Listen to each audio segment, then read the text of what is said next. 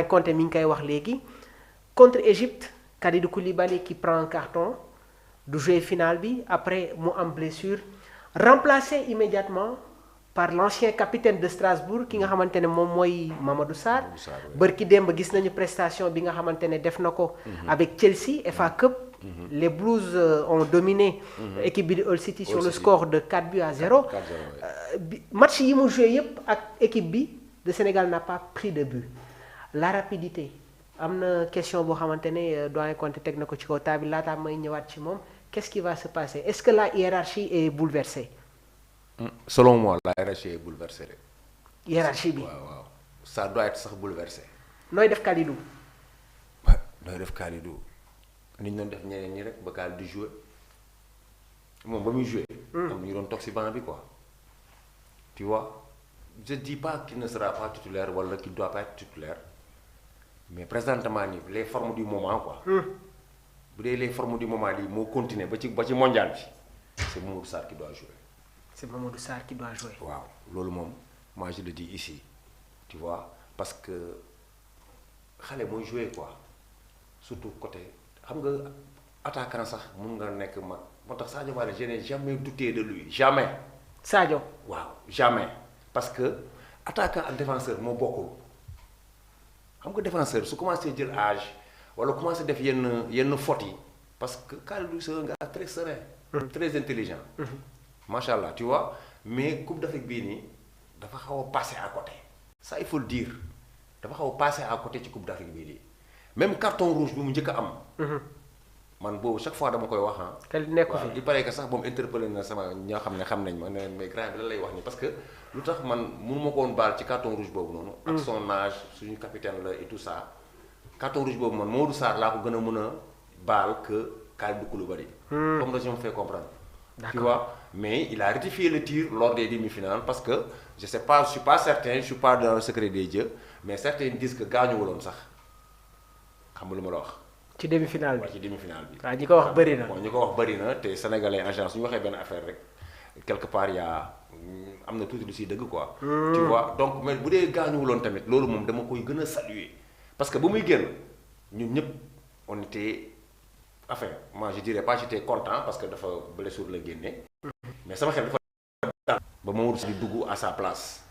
Mamadou Sarr parce que Mamadou Sarr dañu koy suivre xam nga sénégalais tamit du ñu suivre football bi tamit nu mu waree sénégalais yëpp bon enfin minorité ñuy suivre carrément di xool championnat yi di xool lu xew. mais Mamadou Sarr boo koy seetaan di nga xam ne kii man même premier axe bi mu njëkk a changé. man Abdoulaye Seck waaw discuté naa si groupe si benn groupe bu ma bokk. ma ne man de Pape Thiaw vraiment bu ko defee commencé ba tey fii rek laa d'accordul ak moom quoi. xam nga booy Mamadou Sarr waaw booy Mamadou Sarr la waroon andi ak kii parce que père Kouyaté kii. ñaxate ak compatible àndul quoi. àndul du axe ba pare tamit défense bi moom la ñu war a liggéey. la défense. sénégalaise war nañ ko liggéey bu baax. war nañ ko liggéey bu baax ba pare xool leen parce que ñëpp sénégalais lañu. ku def yi passé na. oui ku du moom moo nekk suñu kanam. oui te ñëpp sénégalais lañu. ay kii dafa bañoon ñëw. kii ñëwoon non nañ xool lépp loo xam ne nii rek ñun mun na yóbbu suñu équipe bi ci kanam rek. on doit essayer de voir nan la ñuy réglé loolu noonu. très bien. waaw mais pas que équipe bi moo gagné coupe d'Afrique rek. ñu figé ci ñoom noonu non. parce que y a des manquements parce que amuñu doublure à droite déjà. oui Crépin keroog bu mu joué wul rek ça nous a créé des soucis. exactement amul ma la wax. donc vaudra Pape Thiaw xam naa ne moom du nelaw instant yi nii sax mais moom am na liggéey bu bari bu koy xaar. il faut mettre de la vitesse au niveau de la défense de l'axe central doyen Conte lan nga bëgg a wax foofu. Sur certains aspects de notre défense, il faut non seulement de la vitesse, mais il faut aussi travailler à contester les balles arrêtées ou les balles plongeantes. Je n'accuse personne, mais sur les balles arrêtées défensives, nous ne contestons pas assez. Et ça, c'est un problème. Il faut le régler. Il faut régler ce problème sur les balles arrêtées parce qu'une Coupe du Monde, sur ces balles arrêtées-là, c'est des balles d'enjeu. dafa bëri détail. C'est des balles dangereuses yoo xam ne day une différence ci match yi day décanter match wala day rey match. Sénégal-Brésil, le but de Casemiro. Par exemple, Oui. il n'y a pas que ça. Sénégal-Hollande 2018, 2022. Ce qu'on dit, donc, Oui. c'est une réalité Wow. au niveau de notre défense. Nous ne contestons pas suffisamment dans notre zone les balles arrêtées. Et ça, c'est un travail qu'il faut tout de suite régler. doyen loolu tekkil ñu ko. Mooy maanaam du ñu contester. maanaam waaw.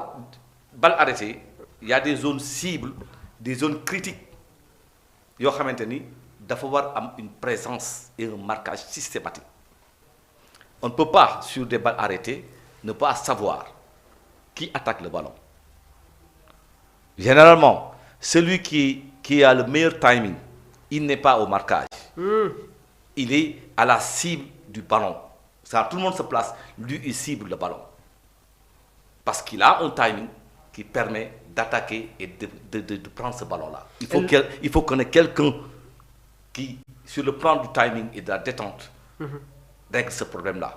Et quand c'est dans les 6 mètres, il faut que le gardien impose sa présence pour enrayer ces balles-là. loolu yëpp Ça, c'est un travail spécifique, oui, doyen.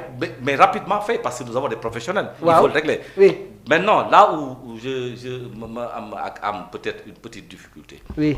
Bien sûr. Omar. Man dama jàpp ni Kalidou ci Coupe d'Afrique bi. Oui. Impréparation moo ko dab. Impréparation moo ko dab. Bu ngeen fàttalikoo seen championnat dafa teel arrêté à 1 mois avant la Coupe d'Afrique. Pendant ce temps-là, personne ne peut dire ce qu'il a fait. Alors qu'on sait que Sadio Mané a réellement travaillé. Donc l'impréparation moo ko dab, mais je continue de dire. C'est un capitaine majeur, un pion essentiel dans notre défense. boo xamante ni su ñuy dem Coupe du Monde tout dépendra de sa forme et sa préparation. Parce que s'il revient en forme et dans sa préparation, il n'y a pas de raison que la bataille ce ne sera pas Koulibaly. Ce sera qui sera avec Koulibaly. Qui sera avec Koulibaly. waaw su fekkee ne préparation baax na mu nekk si forme bu baax parce que Coupe du Monde bi jàpp naa ne Pape Thiaw. wax jaa ngi commencé bëri kii day ñëw kii du ñëw kii du ñëw. mais Pape Thiaw a son équipe. La particularité de la Coupe du Monde. Oui. La particularité du monde mooy dafa am ñoo xamante ni quand on va vers la Coupe du Monde il y a une forme du moment boo leen di bu leen mën a dugal ci équipe bi comme ni Ismaïla Ndiaye ni Iliman Ndiaye ñëwee woon en 2022 au Qatar. ku nekk ci forme bu moment bu mel noonu mënoo pénétrer l'équipe de Pape Thiaw. Un joueur comme Assane Diao, vu ses blessures. Potentiellement il est dans l'équipe de Pape Thiaw. Waaw. Donc moom du cas. Oui. moom il est dans l'équipe de Pape Thiaw. Parce que blessure moo tax ñëwul. Oui. Donc il est dans l'équipe de Pape Thiaw. Exactement. ñi wax mooy ñi nga xamante ni tey. ñii retour lay doon. Oui. ñii révélation lay doon. ñooñu il faut que ñu am une forme étincelante du moment pour pénétrer le groupe. C'est vrai, il faut continuer à prospecter et voir un palliatif à droite au niveau de la défense. Il y a un jeune joueur boo xamante ne ñu ngi koy tudd fan yii yëpp muy le jeune Lamine Sy. Lamine Sy, bu ouais. Auxerre mais man doyen yàgg naa wax ne que numériquement la doublure de Crépin Diatta c'est Ilaay Camara su si nekkee mais Ilaay dañ gis ne que jamono ji avec ses blessures il n'est pas encore au top niveau. Antoine Mendy oui jàpp naa ne à droite daal. waaw. Il faut qu'on ait à prospecter et trouver un pendant à Crépin Diatta. Quelles sont les solutions foofu. Les solutions, vous avez parlé de si, il faut qu'on le revoie. Il n'a jamais fait la tanière. waaw. Antoine fait ce qu'il peut pour dépanner, mais je ne pense pas que c'est son poste dédié. Je ne pense Exactement. pas que c'est à ce niveau-là. tout Exactement. comme ça. Il faut qu'on ait prospecté. Et là, n'est pas constant.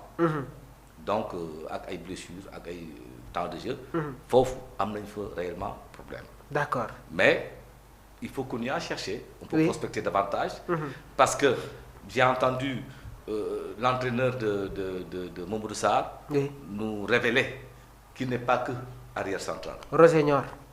Waaw. Oui. Nee na il n'est pas que arrière central. Exactement.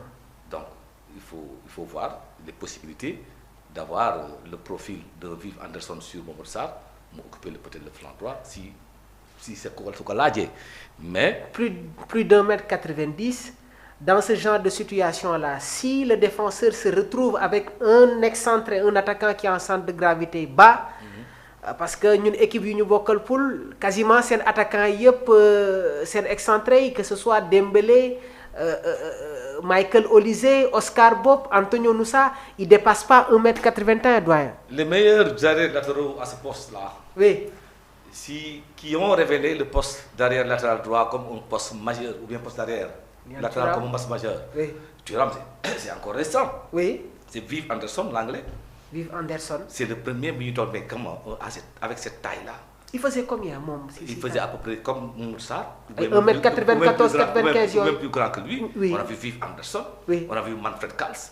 Maxime Bossis. C'était des gens, d'une certaine manière, qui ont révolutionné le poste d'arrière latéral. Parce que finalement, Abdoulaye Seck, quasiment, à un moment donné, c'est comme si Il a on occupé le arrière flanc. droite. Il a occupé le flanc. Oui. Il a occupé le flanc. Xam nga piège bi Pape Diop defal marocain. Waaw, mooy lan? Su ngeen bëggee extérieur yi ngi noonu jël leen ko mais vous ne verrez pas l'intérieur. La meilleure des stratégies, c'est la fermeture intérieure. Donc, c'est terrible. Alors, donc, man, il faut qu'on y approche